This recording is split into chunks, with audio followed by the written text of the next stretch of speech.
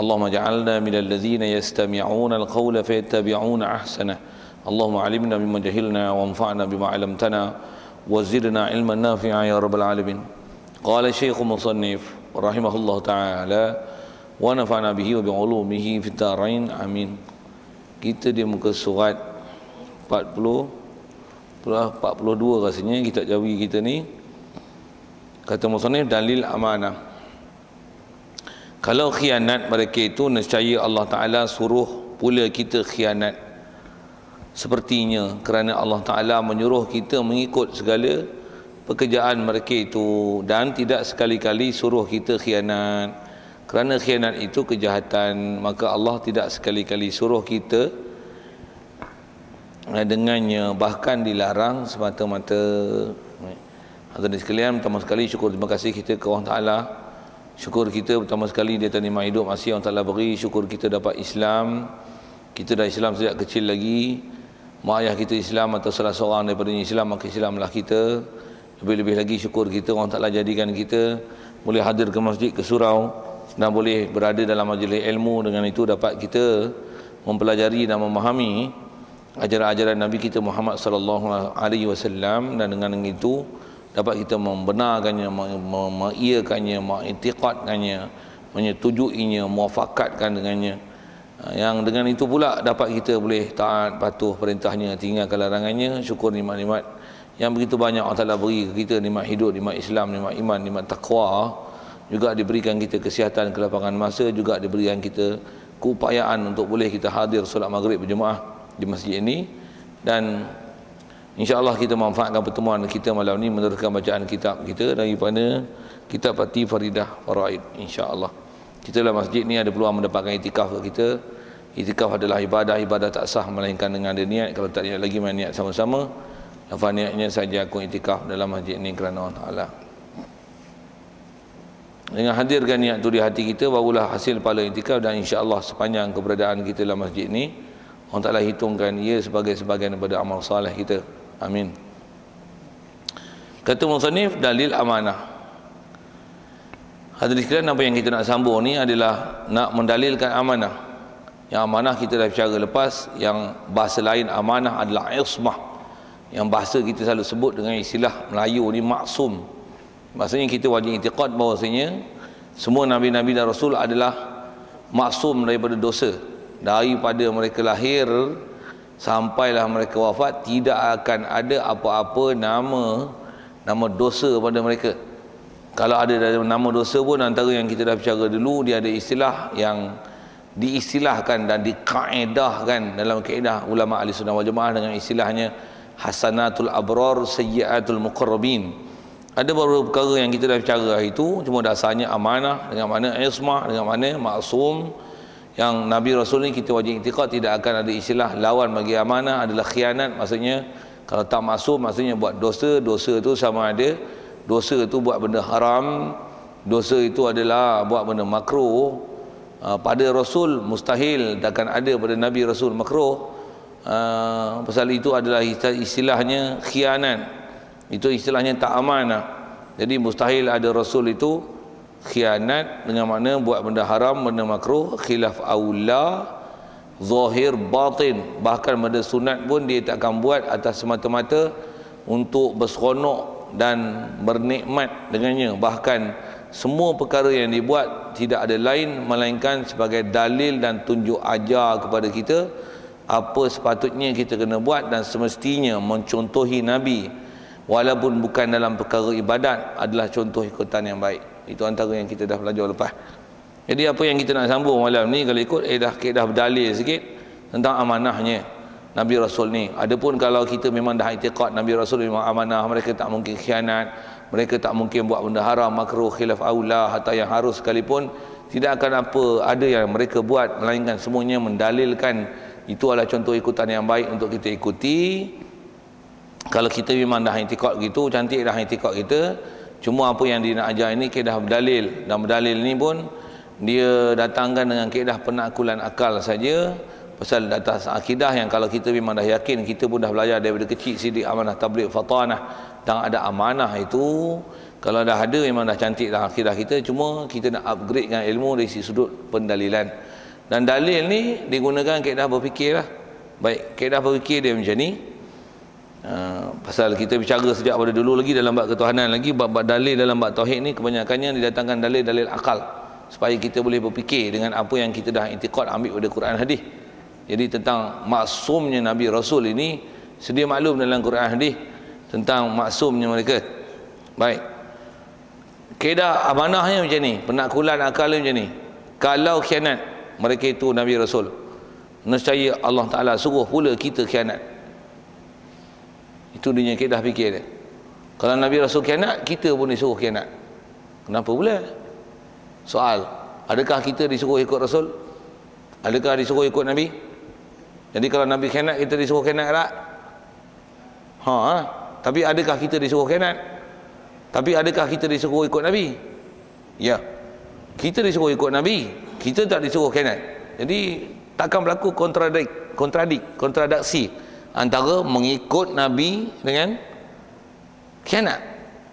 Jadi bila kita disuruh ikut Nabi, apa saja bab Nabi, sekalipun bab tu atas namanya bukan nama ibadat, kita dah bicara dulu, ada dalam Quran pun mendilalahkan, menunjukkan, mengisyaratkan, ada sign menunjukkan kita contoh Nabi walaupun dalam bukan bab ibadat. Itulah contoh ikutan baik. Ayat Quran yang selalu dibaca ialah laqad kana lakum fi rasulillahi uswatun hasanah. Sungguhnya pada diri Rasulullah itu untuk kamu ada manfaat yang besar, ada contoh ikutan baik di situ. Jadi Allah Ta'ala suruh kita mencontohi Rasul. Bila dia dalam masa yang sama mencontohi kita, disuruh kita mencontohi Rasul, adakah mungkin Rasul yang disuruh kita contohi itu khianat? Impossible. Mana ada orang boleh percaya pahaman macam ni? Pasal tak masuk akal. Tu dia nak ajar kita berfikir. Tak mungkin, impossible, impossible. Possibly apa? Mestilah dia maksum. Mesti maksum. Siapa? Nabi Rasul. Dan bila dia maksum tu? Atau masyhur yang kita dah bicara lepas, sejak pada lahir lagi. Satu, tidak akan ada apa-apa kemungkinan Nabi Rasul buat dosa. Macam mana pun apa yang kita bicara dalil lah, tabahadah dulu. Kalau ada tertinggal lah itu, pasal kita baca bab ni dulu. Kita kan dua sesi, sekali saya mari, saya baca malam, sekali subuh sekali. Jadi subuh ni maklum lah, ada orang kesana kemari kan. Jadi ada yang tak sedar diri, ada juga. Sikit kan bahasa tak sedar diri tu. Jadi ada yang tak dengar huraian tu. Jadi kalau ada yang something missing about the lesson, so you ask me again lah. I know who's the audience that come to my class. Okay. Saya lah no, tuan-tuan kot tak sedar, tuan-tuan hadir tak hadir. Sikitlah yang tu, lawak sampai-sampai tak gelap, tak apa. Apa cerita ni? Jadi tak mungkin sama sekali kita disuruh ikut Nabi Rasul dalam masa yang sama Nabi Rasul khianat. Mana mungkin gitu, tak mungkin punya. Jadi semestinya Nabi Rasul ni amanah lah. Amanah dengan mana apa? Maksum. Okey. Alasan diberi pasal apa mesti maksum dan tak mungkin berlaku kontradiksi ni. Kerana Allah Ta'ala menyuruh kita mengikut segala pekerjaan mereka itu. Ayat je pun Allah Ta'ala menyuruh kita mengikut segala pekerjaan. Segala pekerjaan. Cuma kalau kita belajar panjang hadirin sekalian, bab Nabi Rasul, khususnya Nabi kita Muhammad sallallahu alaihi wasallam ni, walaupun bahasanya segala, tapi kena belajar ada ilmu yang khas bicara tentang bab yang dipanggil ada kitab-kitab khas yang dikarang oleh ulama kita atas nama khususiyatir Rasul. Khususiyat. Apa nama khususiyat? Pengkhususan, benda yang spesifikasi. This is especially for the prophet only, not you. Umat tak boleh buat ni. Yang ni ada for the prophet, ada yang bentuk wajib atas dia, yang tak wajib atas kita. Ada yang itu adalah halal pada kita, tak halal pada kita. Pada dia halal, pada kita tak halal. Ada bab-bab yang macam tu. Jadi ada bab khas lah. Macam mana pun umumnya kalau benda yang tak khususiyat ini, maka perkara itu umumnya kita disuruh mengikut segala pekerjaan Nabi. Itu yang segala tu termasuklah walaupun perkara yang bukan ibadat. Satu Rasulullah kaya sorban, kita kaya sorban. Bukan itu budaya, bukan masalah huraian budaya tak budaya. Selagi dia datang daripada Nabi, ikut dia lah baik. Nabi buka puasa dengan kurma. Kita makan buah kurma ke makan durian juga kalau musim durian? Durian dulu ke kurma dulu? Kurma dulu. Ngapa? Bab makan minum aja. Even in bab makan minum, you must follow him. Sekalipun dulu undescribable, kenapa makan kurma? Dulu lah. Sekarang telah dia explore dan dia beri a very great explanation why this kurma is the best to iftar, untuk buka puasa, to break your fast. Why kurma? You get information lah. I will not describe about it. Okay. Apa dia tu? Atas kita percaya dia Nabi Rasul, utusan Allah, Allah Messenger, must have some message there. Even we don't know about the message. Itulah pasal kita diajar dengan prinsipnya itu. Itu akidahnya. Cakap orang putih bodoh-bodoh itu malu, dia biarkan. Awak saja nak tunjuk awak bodoh, itu je. Jadi orang dengar bahasa Inggeris ni tahulah ustaz ni kata je orang putih. Memang pun saya tahulah saya punya level. Tapi saja nak bunyi orang putih tu kot nak attention, ada attraction sikit tu. Okey, siap. Jadi semestinya ikut Nabi ni contoh ikutan baik lah tu yang. Kalau dia sekhoban, kita sekhoban, kita berjubah. Even sekali-sekala je dia pakai selendang kan, dia pakai ridak ni. Bos sini. Kita 24 jam pakai. Bagus tak? Bagus. Nabi ada ketika pakai songkok tak? Songkok dia tak nak pakai, tapi boleh pakai. Ada yang harus-harus lah. Bukan nak marah orang pakai songkok lah. Okey. Tapi nak kata boleh. Boleh. Atas apa bahasa ulama? Ada wajah sunat, adalah huraiannya tu. Tapi jangan dipelekeh. Itu je prinsip yang telah diajar ke kita. Pasal apa? Pasal kita diajar mengikut segala perbuatan Nabi sallallahu alaihi wasallam. Segala. Tu Nabi kalau buat dakwah, kita disuruh buat dakwah. Segala. Nabi dia apa-apa miskin, bahasanya susah lah. Segala. Cuma ada wajah sunat, wajib, fardu kifayah, fardu ain. Semua satu-satu. Huraian tu you get the knowledge. Dalam ilmu fiqh ada, ilmu akidah ada, tasawufnya ada, satu-satu. Tapi atas kita belajar format dan prinsip, this is the principle. Ini prinsip. Ketayak, kopiah tu. Memang nisbah Rasulullah, kalau nisbah dia pakai tu, kalau dia berserban, dia mesti serban di atas kopiah. Dia tak pakai macam orang Kelantan pakai semutar, ikat tanpa kopiah. Itu tak sunnah. Macam mana pun ikat tu dah ada satu ikut korban tu. Tapi untuk dapat sempurna, serban di atas kopiah. Serban di atas kopiah. Dia adalah huraian detail tu. Macam mana pun dah tanya ke sorban tu, tanya kopiah semutar apa tu. Yang itulah huraiannya. Okey. Baik. Jadi atas bicara kita, semestinya bila kata Allah Ta'ala suruh kita mengikut segala pekerjaan Nabi Rasul ni, semestinya dia must be a perfect person lah. Person you, especially kita kat Nabi Muhammad SAW, atas generally semua Nabi Rasul lah. Satu, kalau ada pun salah, kalau ada pun ayat Quran membahasakan berdosa, dia punya translation berdosa, dia berdosa istilahnya berdosa majazi, bukan berdosa hakiki. Istilah majazi ni simbolik lah. Kisah antaranya yang selalu masyhur, hari tu pun kita ada bicara dah rasanya. Cuma saya nak sebut wajah sudut ayat tafsir sikit. Kisah macam mana? Fa'akala minha, makan buah khuldi tu. Dosa ke? Tidak. Bukan berdosa. Bukan berdosa. Betul tu bukan benda dosa. Pasal makan pun kat mana masa dia makan tu? Syurga ni ada benda haram ke? Ada lagi tak? Babi haram, arak haram ada? Dalam syurga. Ada syurga ada kencing berak? Tak ada, jangan cari jamban esok. Tak ada. Sikit lah isu-isu macam tu, nampaknya lawak sikit, tapi saya sebut betul, lawak betul tu. Ada ke benda haram lagi dalam syurga? Itu haram ke makan buah khuldi tu? Tidak.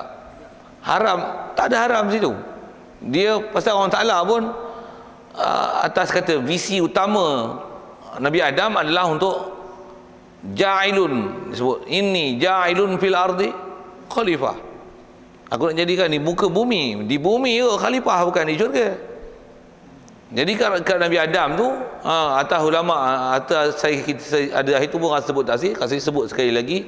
Pasal jarang kita dengar mengaji macam ni. Saya mengaji pun ada beberapa guru saya yang huraian dalam bab-bab macam ni. Biasanya kalau kita tak mengaji guru betul, dapat daripada huraian daripada ahli-ahli tafsir yang betul, yang bersanad, bersalah silah, macam mana ulama akidah ahli sunnah wal jamaah syarah, kita tak pandai nampak mahamnya tu. Jadi ayat larangan tu di atas satu wajah. Pasal Quran ni ada istilah ijaz, itnab wal musawah. Maksudnya ada ayat ringkas tau. Ayat ringkas ni maksudnya macam mana? Kadang-kadang dia ada a part of ayat Quran tu disebut, ada part lain tak sebut. Pasal apa boleh sebut? Dia ada be understood.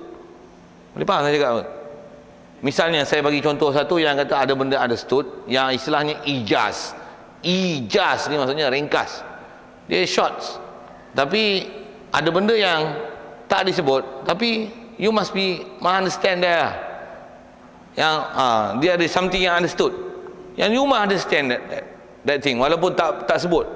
Berbeli tak sebut. Antaranya nak disebut faman kana minkum maridun aw ala safarin fa'iddatun min ayyamin ukhra. Ayat apa tu? Ayat Quran lah. Memang ayat Quran tu. Cerita apa tu? Cerita tentang masalah puasa dan siapa-siapa yang sakit dan bermusafir. Fiqah yang kita dah belajar macam mana? Orang musafir kena qada tak? Bila kena qada? Di bulan Ramadan dia musafir, dia kena qada tak? Bila dia kena qada? Pandai tak jawab fiqah tak? Tak pandai maksudnya fiqah pergi ngaji taubat ngaji lain. Bila dia kena qada? Kalau dia buka puasa. Kalau dia tak buka puasa kena qada tak?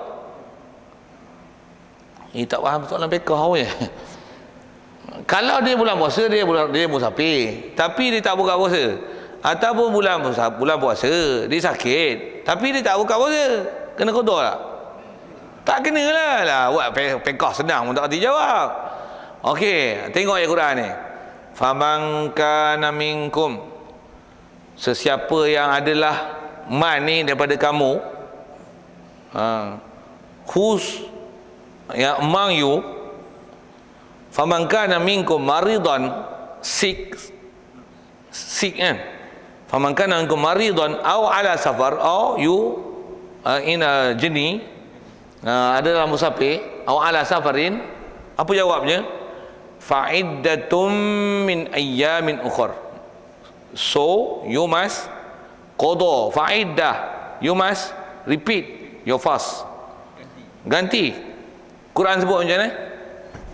Kau sakit, kau journey, kau dalam musafir, macam mana? Ganti. Tak sebut pun buka puasa, tak buka puasa.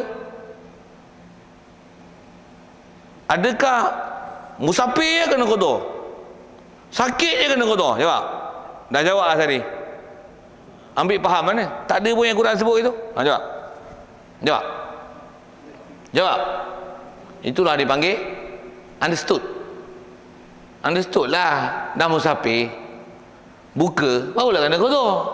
Musafir tak buka puasa, tak qada lah weh. Saya nak qada apa? Bukan ada buka-buka dalam bulan Ramadan. Faham? Faham? Macam mana boleh faham? Understood. Understood. Boleh? Faham understood tu? Okey, Nabi Adam duduk dalam syurga. Ya. Kalau kita masa kita berbuka aja, mana itu yang kita kena qada. Tapi kalau ayat Quran tu, kalau tengok sekali lalu, faman kana minkum maridan, sesiapa yang adalah kalangan kamu sakit, atau ala safar, ataupun musafir, fa'iddatun, maka kena ganti, min ayyamin ukhra, another days. Apa?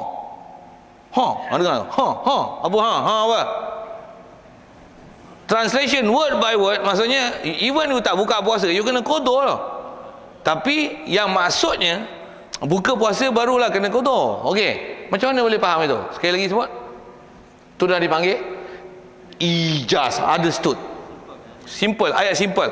Yang simply known among us. Kalau musafir, you in a journey or you are sick, then only you You break your fast, then only you qada. Okey, siap. Saya nak sebut ijaz tu. Okey, balik cerita Nabi Adam. Nabi Adam kat mana dia?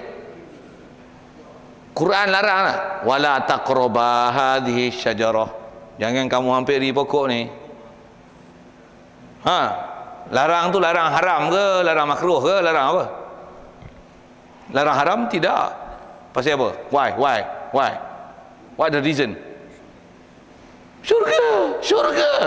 Syurga bukan tempat halal haram. Syurga bukan tempat syariat. Syurga apa you nak buat, you get lah. Okey. Kalau tu apa larangan tu apa? Larangan tu bukan larangan haram, tapi larangan tu larangan pilih. Dan tu yang dipanggil ijaz. Ayat tu kalau panjang ni macam ni lah.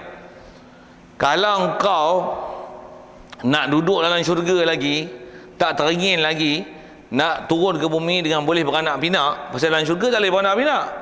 Haid pun tak ada, kencing berak pun tak ada, mana nak beranak? Tapi kalau dah bersedia, dah bersedia belum? Kalau kata kau masih lagi tak seronok dengan syurga tak gaduh tanam pokok lah, nak makan apa semua boleh makan. Baju tak gaduh jahit. Kau nak baju apa kau boleh pakai.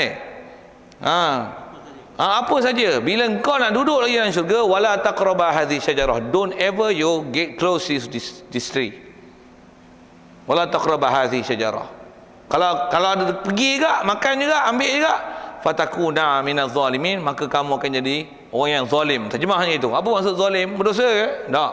Apa maksud zalim itu? Maksudnya kau akan jadi orang menyusah diri. Atas kata ulama tafsir, maksud zalimin itu orang yang menzalim. Maksud terjemahnya, zalim tak mana?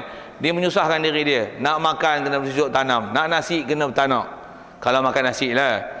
Nak makan binatang kena bela, kena buru. Lagi apa? Baju kena jahit neri. Itu yang makan-makan turun macam mana? Telanjang. Pasal apa? Pasal bukan syurga. Jadi kalau kamu tak mau turun lagi, wala taqrabah sijarah. Apa mafhum sebalik Kalau dah bersedia, dah rindukan nak dapat anak, dah bersedia untuk ambil tanggungjawab khalifah, dan bersedia untuk jadi abul bashar, bapa bagi sekalian manusia, makanlah, minumlah. Makanlah buah kuldi ni, turun. Berdosa tak? Tak berdosa. Tak berdosa. Baru murni cerita. Tahu faham. Itu yang dia menangis tu, sampai meleleh air mata, sampai air mata pun jadi manis lah apalah tu. Maksudnya ada cerita tu. Ada cerita-cerita dongeng tu ada juga. Jaga juga tu. Macam mana pun berdosa ke? Dia menangis berdosa ke? Tidak. Cuma dia menangis tu di atas martabat dia yang tinggi. Pasal atas dia fikir long termnya, dengan sebab dia lah nanti anak cucu dia tahu dah akibatnya. Mesti ada yang beriman, mesti ada yang kufur. Puncanya siapa? Dia. Macam susah hati tak? Kita orang muka sekupang tuan-tuan tak susah hati. Orang tinggi martabat macam mana? Allah.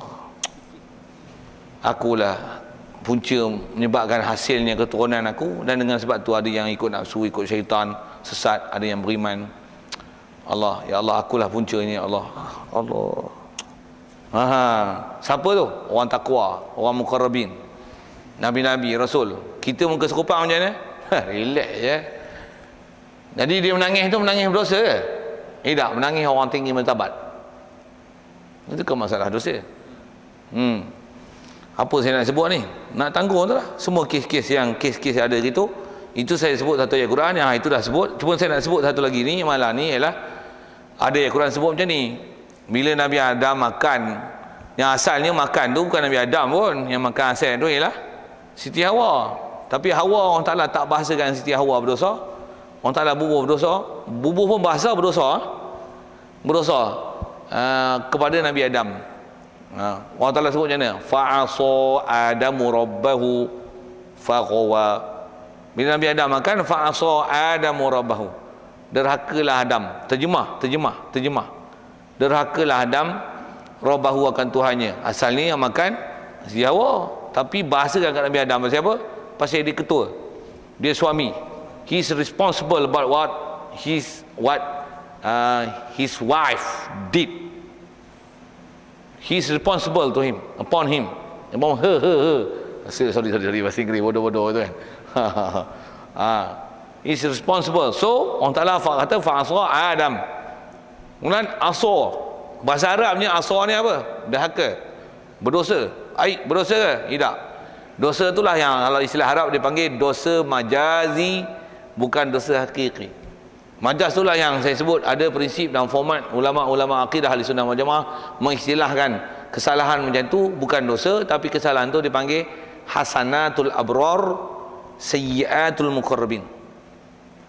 This is a very big lesson, you know.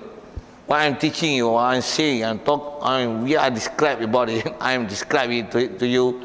It's very big pillars in Islam about akidah, about masalah amanah tak amanah, masalah dosa tak dosa. Satu, tapi itulah ngaji banyak ni. Kalau ceramah ramai, hak mengaji asas tak mau mengaji. Ini payah kita kan. Orang kita ni kepala otak dia nak ubah ke mana tu. Ilmu dia tak nak. Tambah pula kena sepak sikit, sekeh sikit kan. Long term sangat panjang pula sikit. Ui, ngelat. Tapi kalau ceramah kena dapat apa pun, seronok. Gitu lah. Ada orang berjual pasal malam apa, seronok beli barang rupanya. Bukan seronok ilmu yang dicurah. Yang ni nak pakai sampai mati je. Ini prinsip akidah. Ini prinsipnya. Tak mau dia ambil. Kalau korban berebut, tak dapat bisin. Ilmu orang bagi free je kan.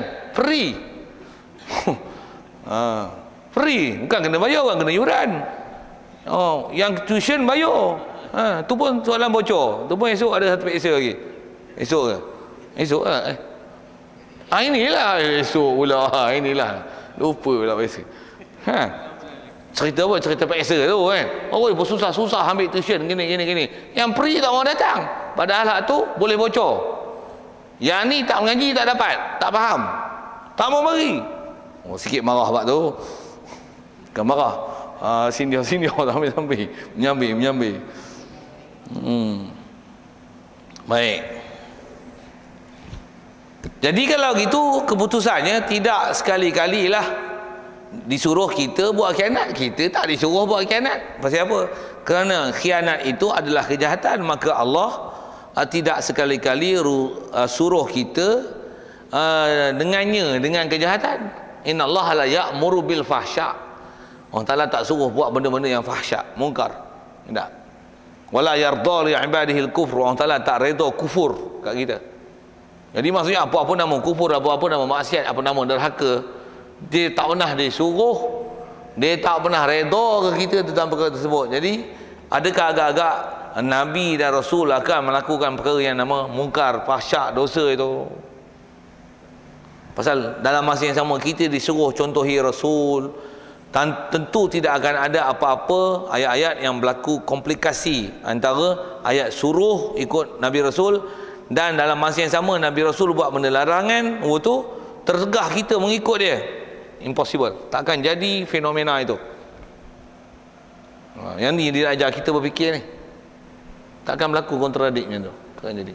Satu ada, kalau ada apa-apa cerita macam yang tu pun kita dah belajar lepas. Cuma ada hari tu kita sebut dia dengan suasana subuhnya, dengan itulah kerana jarang belajar, sebut sekali lalu lagi. Apa dia? Kalau kita dengar ada apa-apa cerita bunyi macam Nabi Rasul ni, tak apa kena je. So murni dengan cerita itu. Pernah dengar tak kisah Nabi Daud? Dia ada 99 isteri. Lepas tu dia teringin dengan seorang lagi. Ada dengar tak? Agak-agak macam tu ke perangai Nabi Rasul? Jawab. Itu ke perangai Nabi Rasul? Impossible. Tambah pula dia yang buat kerjanya, dia teringin bini orang tu, nak suruh cerai apa, nampak tak elok sangat tak? Suruh kawan tu pergi perang, tempat pula yang memang percentage dia, macam persen mati dia 90%, pi depan ni memang matinya, janda dia aku ambil. Macam tu ke Nabi Rasul? Woi, tampak lagi. Tampak tak mana? Macam ni punya anti kau Nabi Rasul. Ni mesti something wrong about this story, you know. Mesti berhenti kan? Takkan Nabi Daud bukan macam ni punya orang lah. He's not person like this. Even we are not like that. Siapa yang macam tu tuan? Ada? Siapa? Kawan tuan-tuan, anda tuan-tuan pergi teringin bini dia. Tuan-tuan doa, ya Allah bagilah mampu cepat sikit suami tu. Biar aku boleh ambil janda je. Ada? Siapa? Mengenal? Macam tu tuan-tuan boleh itikad kat Nabi Daud? Nak mampu Orang dengar saya sebut saya bahasa garang. Nak mampu ya. Ini bukan bercerita main-main weh. Yang ni bukan orang tepi jalanan, bukan makrab. Nabi weh. Tentunya cerita ni ada penyelewengan. Dan mesti penyelewengan ni orang yang tak suka Nabi. Itu yang ada istilah cerita Israiliyat. Apa Israiliyat ni? Cerita-cerita yang direka oleh, create by the Yahudi. Buat apa? Untuk